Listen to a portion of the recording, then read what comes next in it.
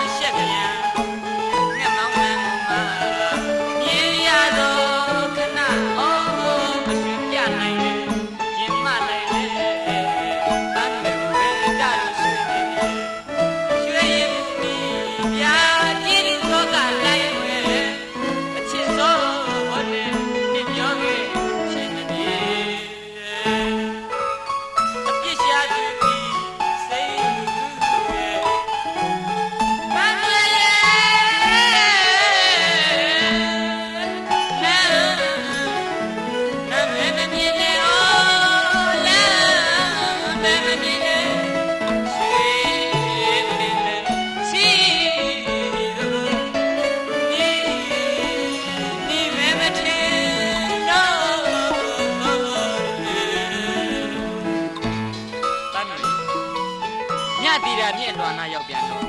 လှိုင်းကလေးတွေပြည့်တက်လာတဲ့တောင်ကျမှာငှက်မောင်နှံတောင်မှန်ရှက်ပြီးပြန်ဝဲနေတာကိုမြင်ရပြန်တယ်။အဲ့ဒီအခါမှာပန်းတွေဝဲတွေ့ပြီးဆွေးပြီးတယ်။ဒါပေမဲ့ပြစ်ရှာတွေ့ပြီးရေးတဲ့ပန်းကလေးဒီပင်လက်ကစီးလို့နေနိုင်မယ်မထင်ဘူးပဲ။ကဘာကုန်ကျဲ